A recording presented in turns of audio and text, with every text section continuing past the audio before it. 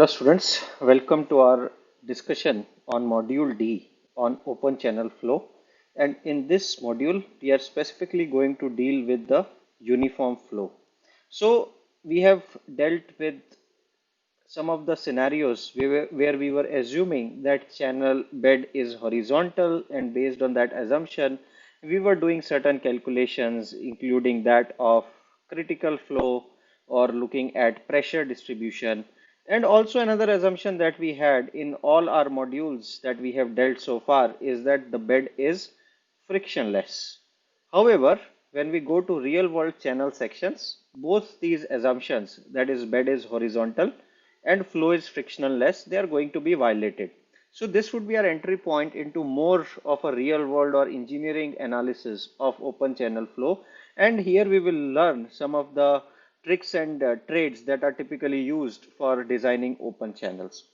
So here I have drawn a cross section of a channel which has just passed through reservoir, and as soon as it crosses the reservoir there is some inclined slope over which this channel is about to flow. So we see that if this reservoir was at certain depth D, as soon as these gates are opened we will have some variation in flow, and this variation it could be rapid as we saw in the case of hydraulic jump, or it can be gradual as we saw in the case of uh, gradual varying flow, and this would be we will be discussing in module D and module E. Also, when we talk about uniform flow specifically, that means that after certain time step or after certain distance, I should not say time because time would take us towards steady and non-steady flow, but after traveling some distance from this point or section AA, we will have almost uniform depth in the downstream. Anywhere the depth is going to be a normal depth of flow, and this chapter essentially deals with how we should determine the normal depth of flow for given channel bed, which is, let us say, is our slope. And given properties of channel bed, there would be some friction or some material that would be present here, as well as some discharge would be given to us. So we ultimately want to determine what is the depth of flow such that we are having uniform conditions throughout. And when we talk about uniform flow, that means that as we move in space, the properties, that is velocity or depth of flow or any other flow properties, they are invariant in space.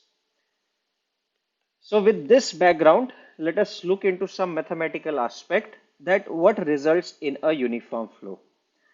So the two dominant forces or the three dominant forces that we typically talk in case of uniform flow are of course hydrostatic forces and frictional forces and gravitational forces. So the frictional and gravitational forces are acting here because now we are saying that our channel bed is no longer frictionless, as well as when we talk about gravitational forces, because of presence of some forces, we will have the horizontal component parallel to the channel bed because of the virtue of weight of this water that is present in that section. Now with that understanding, let us try to apply our Reynolds transportation theorem and understand what is the relationship between the frictional and gravitational forces. If we talk about uniform flow, and this channel bed of course is inclined, and we have already learnt that the pressure distribution that we will get here is going to be of magnitude gamma into y square cos cube theta. This is what we derived in module A. And because that depth is uniform throughout, the expression that we are going to have here is also going to be gamma y square by 2 cos cube theta, which is acting in this direction. Now, if you talk about section 1 and section 2, these two forces will balance out each other completely. And this they are acting parallel to the channel bed. Now, if we talk about the frictional forces acting on the bed, if our direction of flow is downward, of course, and the friction is going to act in opposite direction, and if tau is the shear stress or bed shear stress associated, we will multiply it by cross sectional area and wetted perimeter, or perimeter, wetted perimeter multiply by the length of this element that we are considering, which in this case, let us say, is delta x. If we talk about gravitational force, it is going to be density multiplied by volume, which in this case is del x into cross-sectional area, which is equal to A. And this would be multiplied by sine theta, where theta is equal to, sine theta is equal to change in height, which is equal to minus del z up per unit of hypotenuse, which is del x, and we are taking minus sign here because we know that as we are progressing in x direction, z is decreasing. So already accounting for that sign, we have taken that. So we can say that these are the only two forces that are acting, because now hydrostatic forces have cancelled out at these two cross sections because of uniformity assumption. So we can clearly say that our total summation of forces is going to be equal to minus del x into A multiply by rho into G multiply by del z upon del x, because it was mass multiplied by acceleration due to gravity gives us force because of gravity. And another force that is acting is equal to tau naught into P into del x.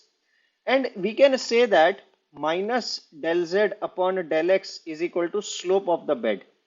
So again, we can say summation of forces is equal to minus del x A rho G del z by del x minus tau naught rho del x. So we are substituting this minus and del z upon del x with a single term which we are saying as S naught, and rho G can be substituted as gamma.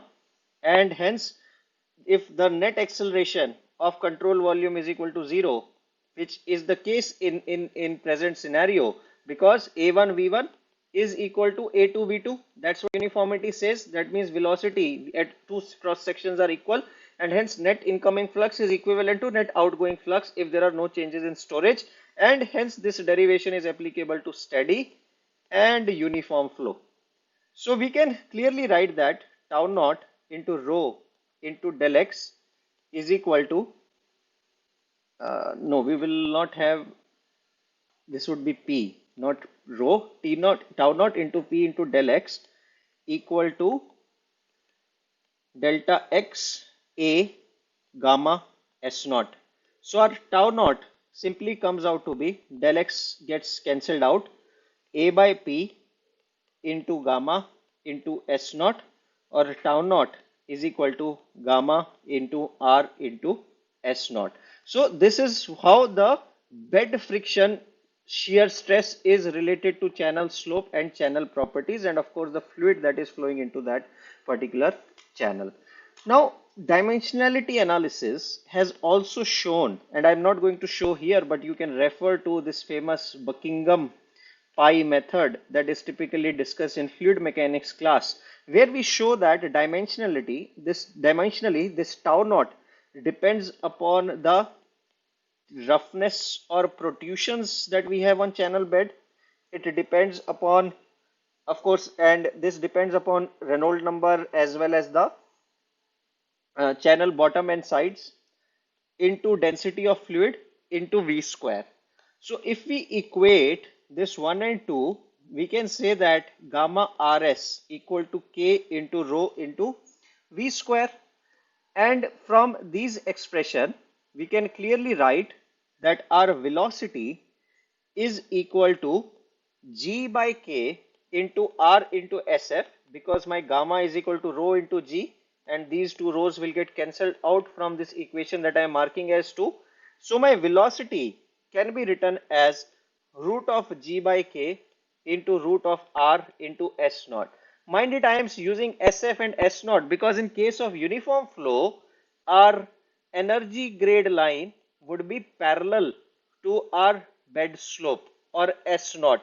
However, certain assumptions have been made that in case of non-uniform flow, which is gradually varying, it is not a bad idea to use the similar equation, but instead of using the slope of the bed, we replace it with the slope of energy grade line if some losses are happening along the channel. So in the case of uniform flow, SF is equivalent to S naught, where this represents the bed slope.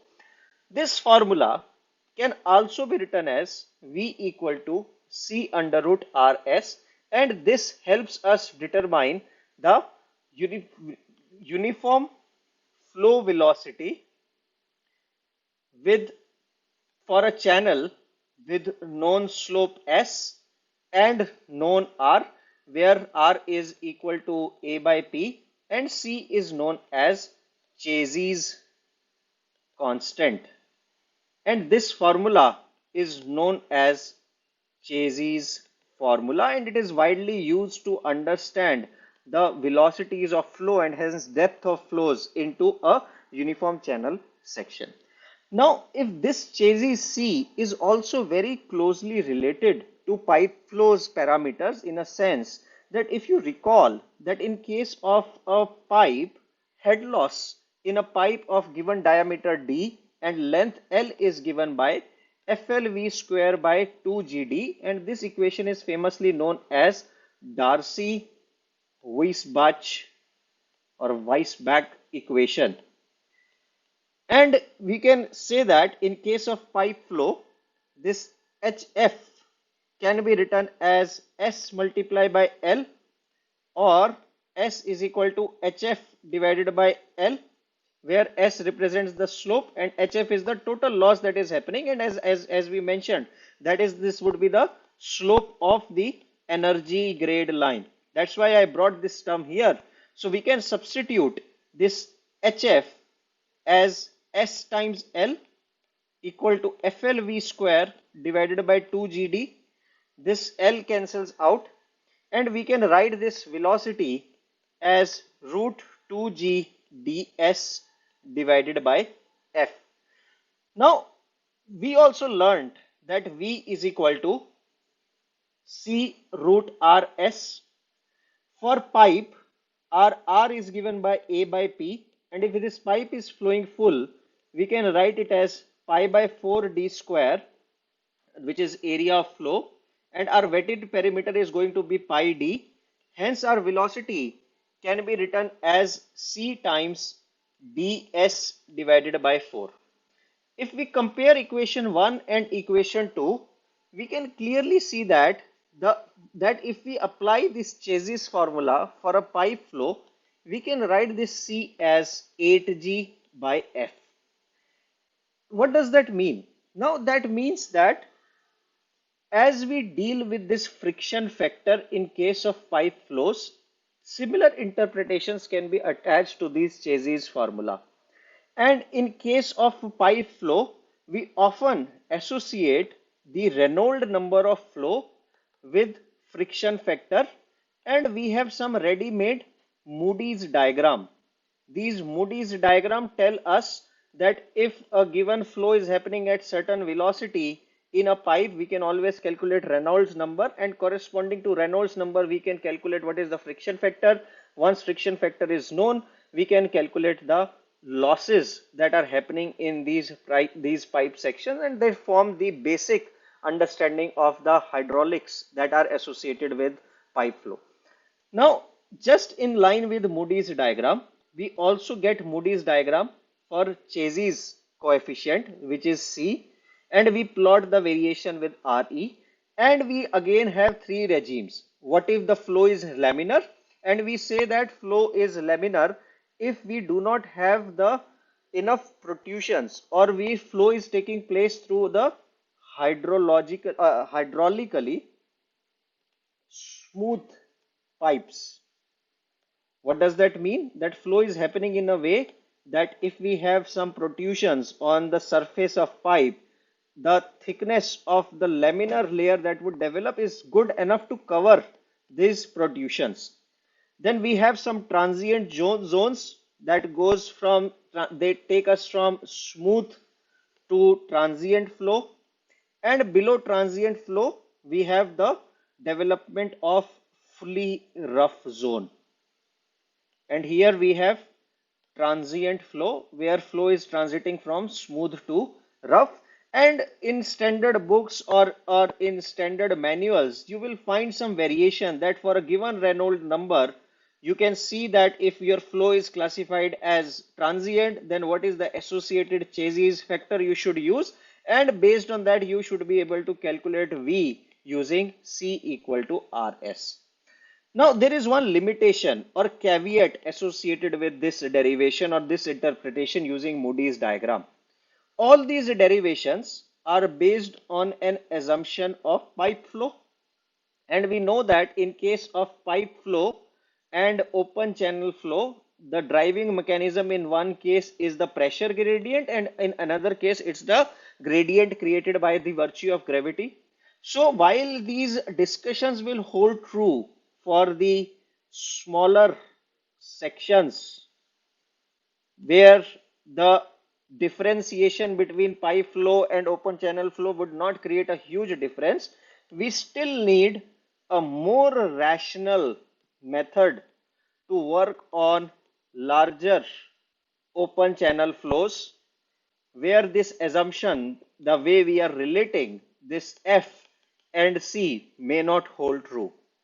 To address this limitation, we will discuss an important formula which we call as Manning's equation for open channel flow. And what this Manning's equation for open channel tries to do, it tries to come up with a more rational estimate of this Chase's coefficient C. So after series of experiments, sometimes in 1959, scientists showed that this C is proportional to the 1/6 power of our A by P, or hydraulic radius raised to power 1/6.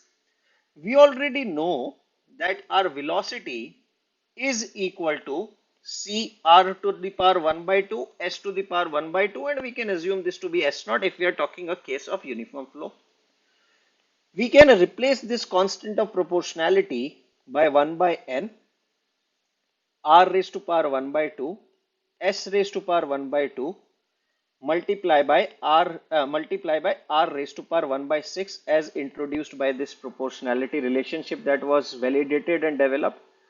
So combining these two, we say that V is equal to 1/n, R raised to power 2/3, S raised to power 1/2, where this n in terms depend upon surface roughness, it depends upon riprap properties. The loose boulder on the bed of channels is often referred as riprap.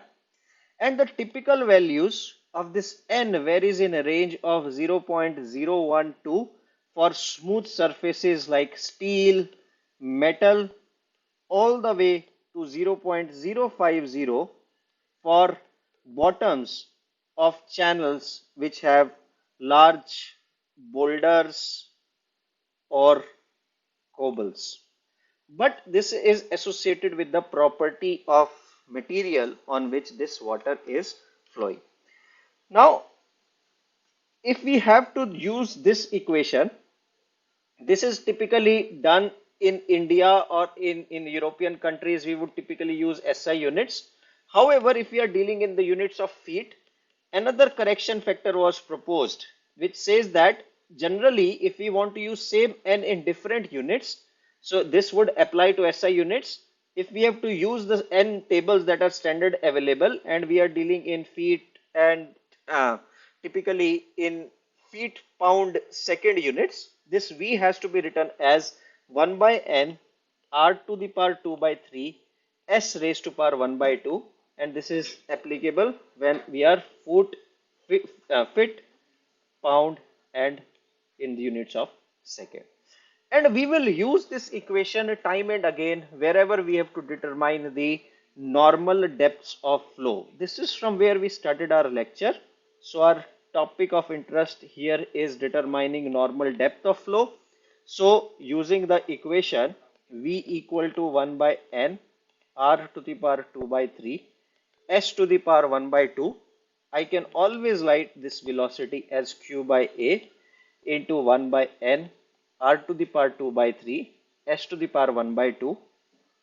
I can write this as Q into N divided by S to the power 1/2 into A into A by P raised to power 2 by 3. All these properties, they are related to section, and we often refer to these as section factors. All these properties which we have on left hand side, they are related to discharge, which is often known. It is related to the properties of bed, which is often given to us, and channel bed slope or energy grade line slope wherever applicable. And we try to relate these section factors with the flow or bed properties and try to work on determination of the depth of flow, where we will try to do this with help of an illustrative example to how to determine the normal depths of flow. Thank you.